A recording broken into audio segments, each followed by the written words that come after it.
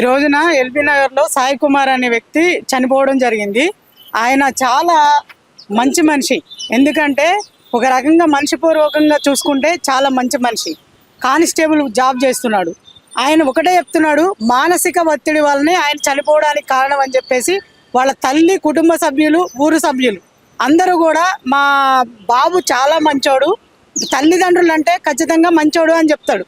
నాకు కూడా తెలుసు ఆ బాబు. నన్ను కూడా చూస్తే ఎప్పుడైనా ఉషక్క బాగున్నావు అని చెప్పేసి మంచాల మండలంలో అందరూ నన్ను గుర్తుపడతారు. మ్యాక్సిమం వాళ్ళందరూ కూడా బాబు అంటే చాలా ప్రేమ ఉంటుంది. మేము ఎల్బీ నగర్ ఎప్పుడు పిఎస్ దగ్గరికి పోయినా కూడా తమ్ముడు అక్క అక్క అని పలకరించేవాడు. ఐఏఎస్ నేను రాస్తా అక్క అని కూడా నాతో చాలాసార్లు చెప్పిన విషయాలు, సందర్భాలు కూడా ఉన్నాయి. అదేవిధంగా ఈ రోజున తమ్ముడు మానసిక ఒత్తిడి వలన చనిపోయాడు తప్ప పిరికివాడు మాత్రం కాదు.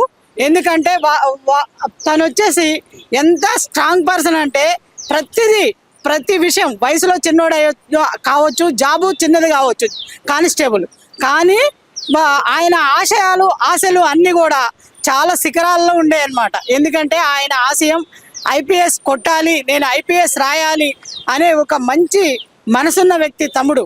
ఇవాళ ఈ రోజున బాబు లేడంటేనే చాలా బాధాకరం. ఎందుకంటే ఇట్లాంటి పిల్లలు ఆత్మహత్య చేసుకోవడానికి గల కారణం, మన డీజీపీ ఆఫీస్ ఉంది కదా ఇక్కడ మన లక్డీ కపుల్ దగ్గర, అక్కడ కూడా మామూలుగా షూట్ చేసుకుని ఒక కానిస్టేబులే చనిపోయాడు. అంటే అధికారులు వేధింపుల వల్ల చనిపోతున్నాడా? ఇంకా ఇంకా ఇంకా అరాచకాలు జరుగుతున్నాయి. ఎందుకంటే మన పోలీస్ స్టేషన్లోనే అరాచకాలు ఎక్కువైతే బయట ప్రపంచం ఎట్లా ఉండాలి, బయట పిల్లలు ఎట్లా బ్రతకాలి?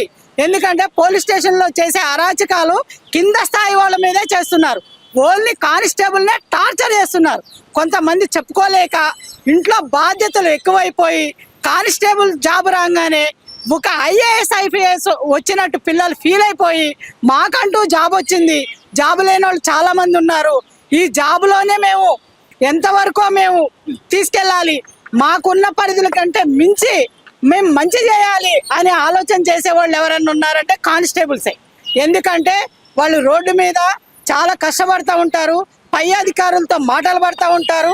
అయినా కూడా వీళ్ళకి టార్చర్లు తప్పట్లేదు.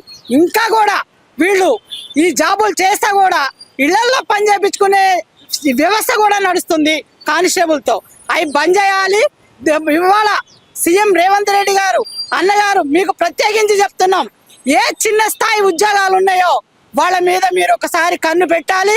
మీరు మాత్రం పరిధిలోకి తీసుకోవాలి, లేకపోతే చాలా మంది ప్రాణాలు పోతాయి. ఎందుకంటే ఈ చిన్న స్థాయి వాళ్ళే అనుభవిస్తూ ఉన్నారు ఇట్లాంటి వేదన. ఎందుకంటే వాళ్ళ ఇంటికి వెళ్తే కనీసం స్టవ్ మీద బియ్యం పెట్టుకుని వండుకోలేని పరిస్థితుల్లో నుంచి వచ్చారు వాళ్ళు. అవి ఏసీ రూముల్లో నుంచి, లేకపోతే బాగా భవనాల్లో నుంచి వచ్చి చదువుకున్న పిల్లలు కాదు.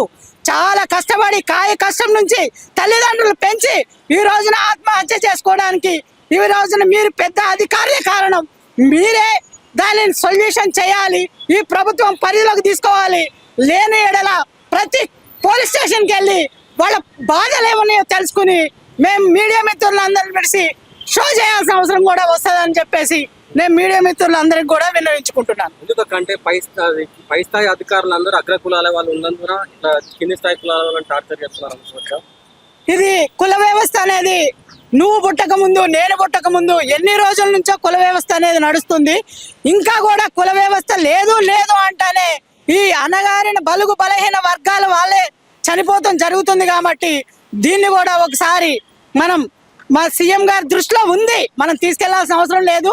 ఈ కుల వ్యవస్థ అనేది లేకుండా చేయండి. కుల వ్యవస్థ లేకపోతేనే ఈ భారత ప్రపంచం మొత్తం కూడా బాగుపడుతుంది. కులాలు మతాలు అనేది లేకుండా చేసిన రోజునే మనుషులందరూ ఒకటే, మానవత్వం ఒకటే అని తెలిసిన రోజునే ఈ బలుగు బలహీన వర్గాలకి ఏ అయితే సంఖ్యలు ఉన్నాయో అవి వీడతాయి. ఆ రోజున పోలీస్ స్టేషన్ లో రక్తం మరకలు కూడా ఉండడం జరిగింది. అదే విధంగా మన పిఎస్ లో ప్రతిదీ రికార్డు ఉంటుంది. ఒక సిఐ గారి రూమ్ లో రికార్డు పెట్టరు, ఒక ఏసీపీ గారి రూమ్ లో రికార్డు పెట్టరు, సీసీ కెమెరాలు అవన్నీ పెట్టాలి కదా, ఆ రూముల్లో పెట్టరు, బయట పెడతారు. ఎందుకంటే దాంట్లో కొట్టినా తిట్టినా ఎవరు చూడరని. ఎందుకు పెట్టారు? మీరు ఇల్లు వదిలి బయటకు వస్తారు, బయటకు వచ్చినప్పుడు ప్రతిదీ సీసీ ఫుటేజ్ ఉండాలి. ఎందుకు లేదు? ఆ రోజున బాబు చనిపోయిన రోజున పైకి వెళ్ళినప్పుడు రూమ్ లో మరకలు ఉన్నాయి అంటున్నారు, రక్తపు మరకలు. మేము కూడా చాలా మంది మా వాళ్ళు కూడా వెళ్ళి చూడడం జరిగింది. ఆ రక్తపు మరకలు ఆయన ఒక ఏమంటారు ఒక పేపర్ మీద రాసిండంట. ఆ పేపర్ కూడా ఇంతవరకు బయటకు రాలేదు. ఆయన ఫోన్ లేదు. తల్లిదండ్రులు వచ్చే వరకు మీరు ఎట్లా తీసుకుపోతారు వాళ్ళకి చెప్పుకోకుండా? ఇవన్నీ మీ అరాచకాలు బయట కాదు, అరాచకాలు పోలీస్ స్టేషన్ లోనే జరుగుతున్నాయి.